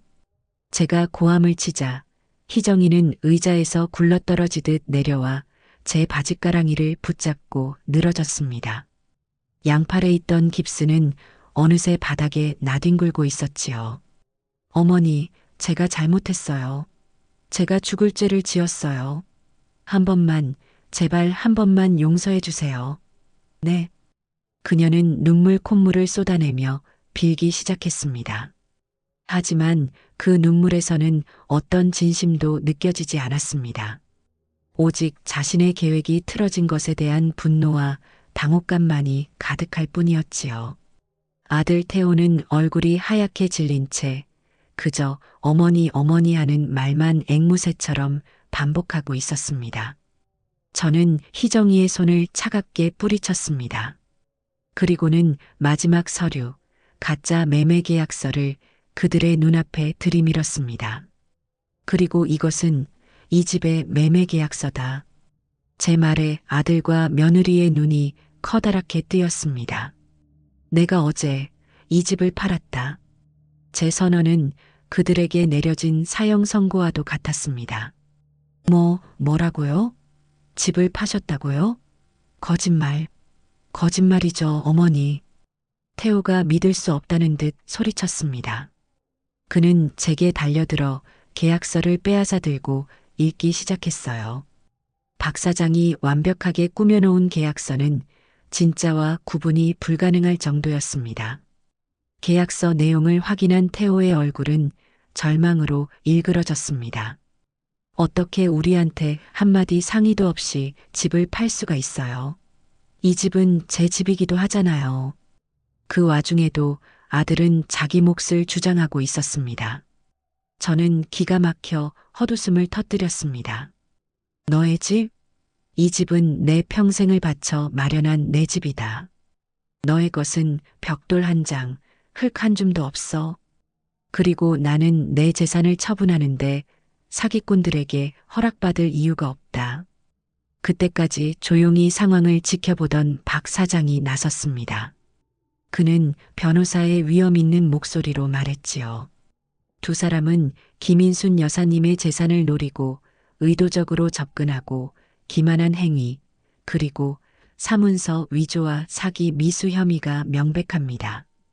지금이라도 경찰에 고발 조치할 수 있지만 여사님의 마지막 온정으로 기회를 드리는 겁니다. 이 집은 이미 제3자에게 합법적으로 매매가 완료되었습니다. 이틀 뒤까지 이 집에서 모든 짐을 빼서 퇴거하지 않을 시 주거침입으로 형사 고발하고 모든 범죄 혐의에 대해 민형사정 소송을 진행하겠습니다. 박 사장의 단호한 말에 아들과 며느리는 완전히 넋이 나간 표정이었습니다. 희정이는 바닥에 주저앉아 실성한 사람처럼 울부짖었고 태호는 망연자실한 채 그 자리에 서 있을 뿐이었습니다. 저는 그 아수라장을 차가운 눈으로 내려다보았습니다. 그리고는 제 인생에서 가장 단호하고 가장 후련한 마지막 한마디를 내뱉었습니다. 이틀 주마. 내일 모레까지 이 집에서 당장 나가거라.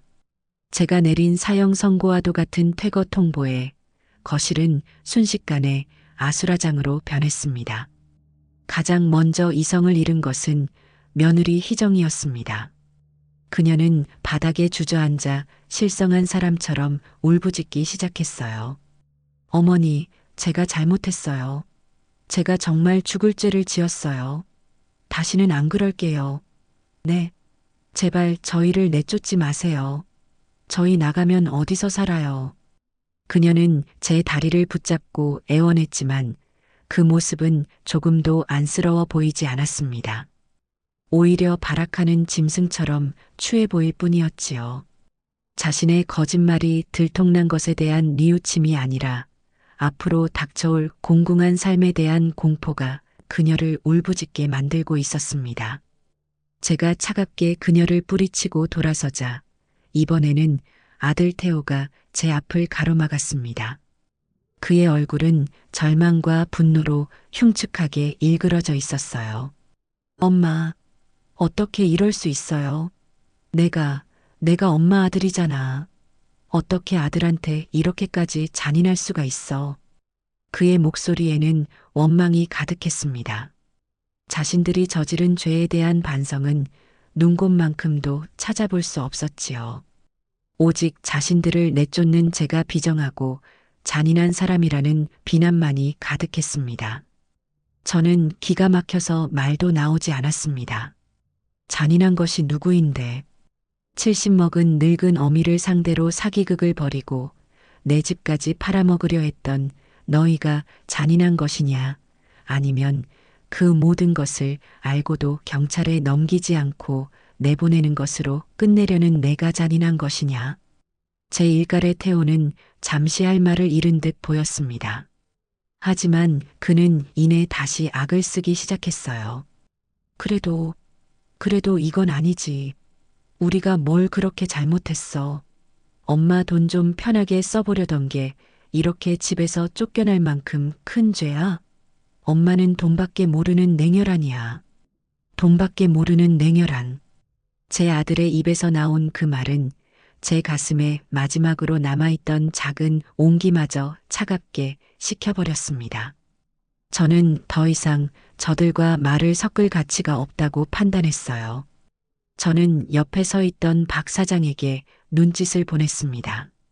박 사장은 제 의도를 알아차리고 앞으로 나서며 말했습니다.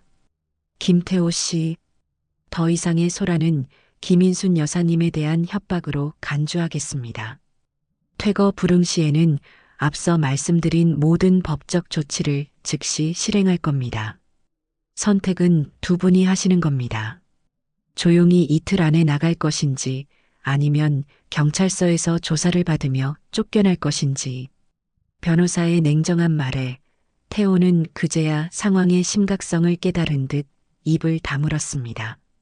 희정이는 여전히 바닥에 주저앉아 흐느끼고 있었지만 아까와 같은 기세는 한풀 꺾인 상태였지요. 그날 밤 집안은 폭풍이 휩쓸고 간 듯한 정막에 휩싸였습니다.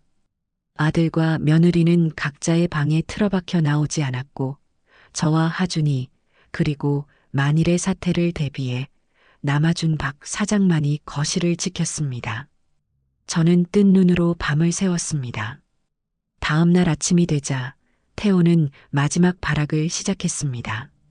그는 자신의 휴대폰을 들고 여기저기 전화를 걸기 시작했어요. 제 형제들, 그러니까 태호에게는 외삼촌과 이모가 되는 사람들에게 전화를 걸어 자신의 억울함을 호소하기 시작했습니다. 이모, 저 태호예요. 엄마가 저희를 집에서 내쫓으려고 해요. 저희가 뭘 그리 잘못했다고. 이모가 엄마 좀 말려주세요. 네. 그는 눈물까지 섞어가며 동정심을 유발하려 애썼습니다. 다른 친척들에게도 비슷한 내용으로 전화를 돌렸지요. 자신들은 아무 잘못이 없는데 늙은 엄마가 노망이 들어 자식들을 내쫓는다는 식으로 이야기를 꾸며냈습니다. 하지만 그의 기대와는 달리 수화기 너머의 반응은 싸늘하기만 했습니다. 내 어미한테 한 짓을 내가 다 들었다. 이놈아, 낯짝도 없느냐? 당장 내 어미한테 가서 무릎 꿇고 빌어도 시원찮을 판에 어디다 대고 하소연이야. 외삼촌의 불호령에 태우는 얼굴이 하얗게 질렸습니다. 이모의 반응도 다르지 않았어요. 태호야, 이모는 너 그렇게 안 봤는데 정말 실망이다. 어떻게 내 엄마한테 그런 짓을 할 수가 있니? 이 일은 우리가 끼어들 일이 아닌 것 같다. 너희가 자초한 일이니 너희가 해결하거라. 그렇습니다. 저는 이미 박 사장의 조언에 따라 이 일을 터뜨리기 전에 제 모든 형제자매들에게 자초지종을 설명해 두었던 것입니다. 녹취 파일의 일부와 영상 캡처 사진까지 곁들여 저들이 어떤 짓을 저질렀는지 명명백백하게 알려두었지요. 혹시라도 태호가 저런 식으로 동정심에 호소하며 일을 복잡하게 만들 것을 미리 대비한 것이었습니다. 외부의 지원을 받을 수 있는 모든 길이 막혔다는 것을 깨달은 태호는 결국 휴대폰을 바닥에 집어던지며 주저앉았습니다. 그의 얼굴에는 완전한 절망이 서려 있었어요. 그날 오후부터 그들은 묵묵히 짐을 싸기 시작했습니다. 하지만 그 과정은 순탄치 않았어요. 희정이는 자신의 옷과 가방들을 챙기며 제가 사준 것이 분명한 값비싼 보석이나 가전제품까지 자신의 짐 속에 슬쩍 밀어 넣으려고 했습니다. 저는 거실 소파에 망부석처럼 앉아 그 모든 것을 지켜보고 있었지요. 그건 내려놓거라. 그 목걸이는 작년 내 생일에 내가 내 돈으로 사서 나에게 선물이라고 줬던 것 아니냐. 어찌 내 물건인 양 챙기려 드느냐. 어머니, 너무하세요. 이건 주신 거잖아요. 준 것이 아니라 내가 내 돈으로 산 것을 잠시 맡아 가지고 있었던 것뿐이다. 내 집에서 나가는 마당에 내 물건까지 훔쳐가려는 게냐? 도둑질도 서슴지 않는구나. 제 차가운 말에 희정이는 분하다는 듯 물건을 바닥에 집어 던졌습니다. 그릇이 깨지는 소리가 요란하게 울렸지만 저는 눈 하나 깜짝하지 않았습니다. 태호는 그런 희정이를 말리기는커녕 옆에서 더러워서 안 가져가. 엄마 다 가지세요. 하며 비아냥거렸습니다.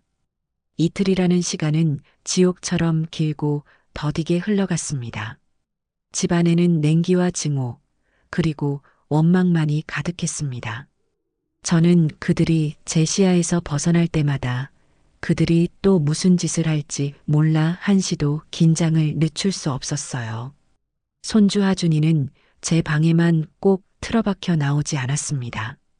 그 어린 것이 받았을 상처를 생각하면 가슴이 미어졌지만 이 독을 완전히 제거하기 전까지는 아이를 안심시킬 수가 없었습니다. 마침내 약속한 이틀째 되는 날 오후 이삿짐 센터에 트럭 한 대가 집 앞에 도착했습니다. 태호가 부른 모양이었어요. 그들의 많지 않은 짐이 트럭에 실리는 동안 저는 현관문 앞에 서서 그 모습을 묵묵히 지켜보았습니다. 마지막 상자가 실리고 희정이가 도끼 어린 눈으로 저를 쏘아보며 말했습니다. 이렇게 독하게 굴어서 어디 잘 사나 한번 봅시다. 할머니, 분명 천벌 받을 거예요. 저는 아무 대꾸도 하지 않았습니다. 천벌을 받을 사람이 누구인지는 하늘이 알겠지요. 태호는 끝까지 제게 아무 말도 하지 않았습니다. 그저 저를 한번 힐끗 쳐다보더니 고개를 돌리고 트럭 조수석에 올라탔습니다. 이삿짐 트럭이 골목을 돌아 사라지는 순간까지 저는 그 자리에 서 있었습니다. 트럭의 엔진 소리가 완전히 사라지고 동네에 다시 정적이 찾아왔을 때 저는 비로소 온몸에 힘이 빠져나가는 것을 느꼈습니다. 길고 길었던 전쟁이 드디어 끝이 난 것입니다. 이삿짐 트럭이 시야에서 완전히 사라지고 난 뒤 저는 한동안 그 자리에 우두커니 서 있었습니다.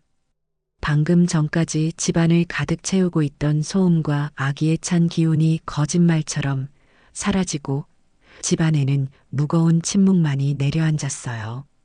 그 침묵은 제게 허전함이 아닌 오랜만에 찾아온 평화와 해방감을 안겨주었습니다. 저는 천천히 몸을 돌려 집 안으로 들어섰습니다. 현관문을 닫는 순간 저는 이 집이 그리고 제 인생이 완전히 다른 막으로 접어들었음을 직감했습니다. 집안은 그야말로 난장판이었습니다. 여기저기 버려진 쓰레기들과 물건을 빼간 자리에 허옇게 드러난 먼지들. 그 중에서도 가장 어지러운 곳은 아들 내외가 쓰던 안방이었습니다. 문을 열자 그들의 채취와 함께 무질서한 흔적들이 저를 맞았습니다. 옷가지 몇 개가 바닥에 나뒹굴고 있었고 화장대 위에는 다 쓴 화장품 샘플들이 널브러져 있었지요. 저는 그 방에 들어서는 것만으로도 숨이 막히는 기분이었습니다. 지난 몇 주간 저를 짓눌렀던 모든 기만과 배신의 기억이 그 공간에 응축되어 있는 것 같았어요. 그때 제 방에서 조심스럽게 하준이가 고개를 내밀었습니다. 모든 소란이 끝났다는 것을 아이도 직감한 모양이었어요. 아이는 겁에 질린 눈으로 저를 바라보며 물었습니다. 할머니, 아빠랑 엄마, 이제 안 와요? 저는 아이에게 다가가 그 작은 몸을 꼭 끌어안았습니다. 응, 이제 안 와. 이제 이 집에는 할머니랑 우리 하준이 둘만 사는 거야. 괜찮아, 우리 강아지. 이제 아무 일도 없을 거야. 할머니가 다 지켜줄게. 제 품에 안긴 하준이는 그제야 안심이 되는지 참았던 울음을 터뜨렸습니다. 저는 아이의 등을 토닥이며 한참 동안 그 자리에 서 있었습니다. 아이를 울린 것은 제 아들과 며느리였지만 그 상처를 보듬고 치유하는 것은 온전히 제 몫으로 남았습니다. 저는 결코 그 책임을 외면하지 않으리라 다짐했습니다. 다음 날 저는 박 사장에게 전화를 걸었습니다.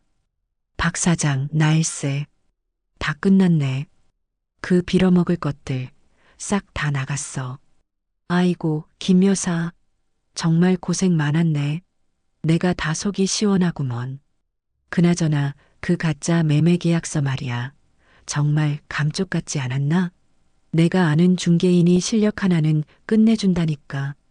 박 사장의 유쾌한 목소리에 저도 모르게 웃음이 나왔습니다. 그래, 아주 감쪽 같았네. 그놈들 마지막까지 집이 정말 팔린 줄 알고 절망하더군. 그런데 정말 집은 팔 생각이 없는 건가? 이참에 정리하고 좀 더 편한 아파트로 옮기는 건 어때? 혼자 관리하기 힘들지 않아? 박 사장의 말에 저는 창밖으로 우리 집 마당을 내다보았습니다. 남편과 함께 심었던 감나무가 올해도 어김없이 푸른 잎을 틔우고 있었어요. 아니, 팔지 않을 걸세. 이 집은 그냥 집이 아니야. 내 인생이고, 내 역사고, 내 마지막 자존심이야. 저것들에게 이 집을 빼앗길 수는 없었지만, 그렇다고 해서 저것들 때문에 내 역사를 내 손으로 지울 수는 없지. 이건 내 성이고 내 요새야. 이제부터는 나와 내 손주를 위한 진짜 집으로 다시 만들어야지. 제 말에 박 사장은 잠시 말이 없다가 이내 감탄한 목소리로 말했습니다. 역시 김 여사다워. 알겠네. 그럼 앞으로의 계획은 뭔가? 대청소부터 시작해야지. 저것들의 흔적을 이 집에서 모조리 지워버릴 걸세. 그날부터 저는 집을 정화하는 작업에 들어갔습니다. 우선 사람을 불러 아들 내외가 쓰던 방의 벽지와 장판을 모조리 뜯어냈습니다. 그들이 쓰던 낡은 침대와 가구도 전부 돈을 주고 버렸어요. 방이 텅 비자 비로소 숨통이 트이는 기분이었습니다. 저는 하준이와 함께 페인트 가게에 가서 가장 밝고 따뜻한 하늘색 페인트를 골랐습니다. 그리고는 아이와 함께 텅 빈 방의 벽을 칠하기 시작했지요. 서툴렀지만 즐거웠습니다. 우리의 웃음소리가 롤러 소리와 함께 방 안을 가득 채웠습니다. 우리는 그 방을 하준이의 새로운 공부방이자 놀이방으로 꾸미기로 했습니다. 커다란 책상과 책장을 새로 들여놓고 아이가 좋아하는 공룡 모형과 로봇들로 방을 채워나갔습니다. 집안 곳곳에 있던 아들 내외와 관련된 물건들도 모두 정리했습니다. 그들의 결혼 사진이 담긴 앨범은 상자 깊숙한 곳에 넣어 창고로 보냈고 그들이 사왔던 물건들은 깨끗이 닦아 필요한 이웃에게 나누어 주거나 버렸습니다. 집이 조금씩 본래의 모습을 되찾아가는 동안 제 마음의 상처도 서서히 아물어가는 것을 느꼈습니다. 어느 날 저녁 하준이가 제게 물었습니다. 할머니, 우리 이제 어디 안 가요? 아빠랑 엄마랑 있을 때는 맨날 마트만 갔는데. 아이의 말에 저는 문득 우리가 그동안 너무 집에만 갇혀 있었다는 사실을 깨달았습니다. 가야지, 우리 강아지. 가고 싶은 데 있어? 저는 바다 보고 싶어요. 텔레비전에서 봤는데 파도가 막 이렇게 철썩철썩하고 모래성도 쌓고 싶어요. 아이의 눈이 기대감으로 반짝였습니다. 저는 그 자리에서 노트북을 켜고 제주도로 가는 비행기 표와 숙소를 예약했습니다. 좋아. 우리 하준이 소원인데 들어줘야지. 다음 주에 당장 제주도로 떠나자. 가서 파도도 보고 흑돼지 고기도 실컷 먹고 오자. 와, 진짜요? 신난다. 하준이는 방방 뛰며 기뻐했습니다. 그 모습을 보니 제 마음도 덩달아 날아갈 듯 가벼워졌어요. 그렇습니다. 이제는 과거를 정리하는 것을 넘어 새로운 미래를 만들어가야 할 때였습니다. 이 집을 떠나는 것이 아니라 이 집을 우리의 행복한 기지로 삼아 더 넓은 세상으로 나아갈 시간이었습니다. 텅 비었던 안방은 이제 하준이의 웃음소리로 가득한 놀이방이 되었고 제 마음속의 공허함은 손주와 함께할 미래에 대한 기대감으로 채워지고 있었습니다. 길고 어두웠던 터널을 지나 드디어 희미한 빛이 보이기 시작했습니다. 제주도에서의 며칠은 꿈만 같았습니다. 우리는 푸른 바다를 보며 감탄했고 아이는 난생 처음 해보는 모래성 쌓기에 시간 가는 줄 몰랐지요. 우리는 맛있는 음식을 먹고 한라산의 맑은 공기를 마시며 그동안의 시름을 모두 잊었습니다. 특히 손주 하준이의 얼굴에는 그늘 한 점 찾아볼 수 없었어요. 아이의 얼굴에 떠오른 해맑은 웃음을 보며 저는 제가 내렸던 고통스러운 결정이 결국 옳았음을 다시 한번 확인할 수 있었습니다. 우리는 지치고 병들었던 마음을 제주의 바람에 모두 씻어내고 새로운 에너지로 가득 채워 집으로 돌아왔습니다. 일상으로 돌아온 지 며칠 지나지 않은 어느 날 오후 제 동생에게서 전화가 걸려왔습니다. 누나, 잘 지내? 하준이도 괜찮고? 그럼 아주 잘 지내지. 얼마 전에 하준이랑 제주도 여행도 다녀왔다. 다행이네. 저기 누나, 혹시 태호 소식 들었어? 동생의 조심스러운 물음에 저는 무덤덤하게 대답했습니다. 아니, 듣고 싶지도 않고 궁금하지도 않다. 하긴 그래도 혹시나 해서 오늘 시장에 갔다가 우연히 태호 옛날 친구 녀석을 만났는데 그놈들 소식을 좀 전해주더군. 동생은 잠시 머뭇거리다가 들은 이야기를 제게 전해주었습니다. 제가 얻어준 작은 원룸으로 쫓겨난 아들과 며느리는 하루가 멀다 하고 싸우고 있다고 했습니다. 희정이는 태호에게 너의 무능함 때문에 이 꼴이 났다고 비난하고 태호는 희정이에게 너의 그가 짜는 연기 때문에 모든 걸 망쳤다며 서로에게 책임을 떠넘기기 바쁘다는 것이었지요. 돈줄이 완전히 끊기자 그들의 거짓된 사랑과 공생관계는 너무나도 쉽게 무너져 내린 것입니다. 희정이는 매일같이 술을 마시고 태우는 일도 나가지 않고 방에만 틀어박혀 지낸다고 했습니다. 결국 며칠 전 희정이가 자신의 얼마 안 되는 짐을 챙겨 말없이 집을 나가버렸다고 했어요. 그래서 태호 그놈 지금은 혼자 그 단칸방에 남아 폐인처럼 지낸다더라. 밥도 제대로 못 챙겨 먹는지 몰골이 말이 아니라고 하더군. 동생의 말에는 걱정이 섞여 있었지만 제 마음은 호수처럼 고요했습니다. 저는 어떤 동정심도 안타까움도 느끼지 못했습니다. 그저 뿌린 대로 거두는구나 하는 생각뿐이었어요. 자업자득. 그것이 그들이 맞이한 당연한 결과였습니다. 누나, 그래도 아들인데 이대로 내버려둬도 괜찮겠어? 그놈은 이제 내 아들이 아니다. 스스로의 힘으로 일어서는 법을 배우지 못하면 평생 그렇게 살다 죽는 수밖에 없지. 나는 더 이상 그놈의 인생에 관여하지 않을 생각이다. 제 단호한 말에 동생은 더 이상 아무 말도 하지 못했습니다. 전화를 끊고 저는 곧바로 박 사장에게 연락했습니다. 박 사장, 나일세. 마지막으로 처리할 일이 남았네. 저는 박 사장에게 아들 내외의 소식을 전하고 제가 계획했던 마지막 조치를 실행해달라고 부탁했습니다. 며칠 뒤 박 사장은 제 이름으로 된 내용 증명 한 통을 작성하여 태호가 살고 있는 원룸으로 발송했습니다. 그 내용 증명에는 다음과 같은 내용이 담겨 있었지요. 수신인 김태호, 발신인 김인수는 과거 귀하와 이희정이 공모하여 행한 사기 및 사문서 위조 미수 행위에 대한 모든 증거 자료를 확보하고 있음을 알리는 바입니다. 발신인의 마지막 온정으로 형사 고소를 진행하지 않았으나 만약 향후 어떠한 형태로든 발신인 및 손주 김하준에게 접근하거나 연락을 취하거나 금전적 요구를 하는 등 위협적인 행위를 할 시에는 즉시 확보된 모든 증거를 바탕으로 관용 없는 법적 조치를 취할 것임을 엄중히 경고합니다. 이것은 그들과의 관계를 법적으로 그리고 실질적으로 완전히 단절하는 마지막 통보였습니다.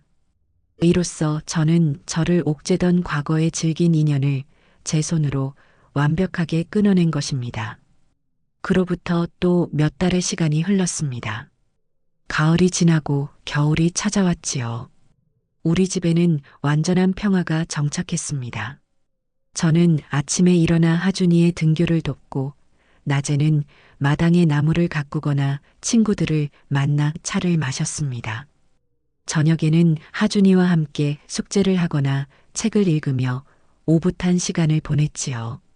제 삶에서 수십 년간 저를 짓눌러 왔던 아들에 대한 책임감이라는 무거운 짐을 내려놓으니 세상이 이렇게나 가볍고 평온할 수 있다는 것을 처음으로 깨달았습니다.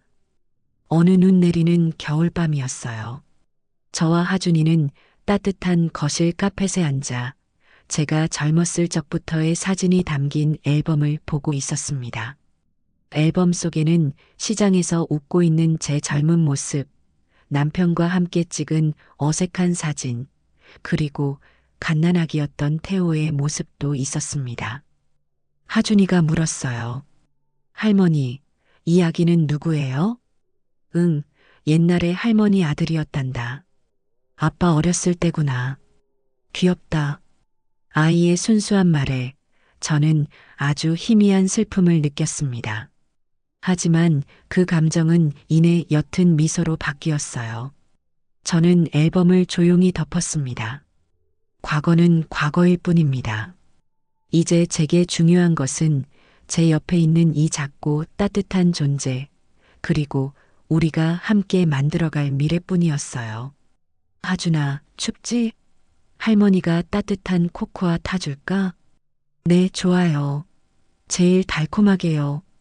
저는 부엌으로 가 코코아를 타면서 창밖을 보았습니다. 하얀 눈이 소리 없이 온 세상을 덮고 있었어요.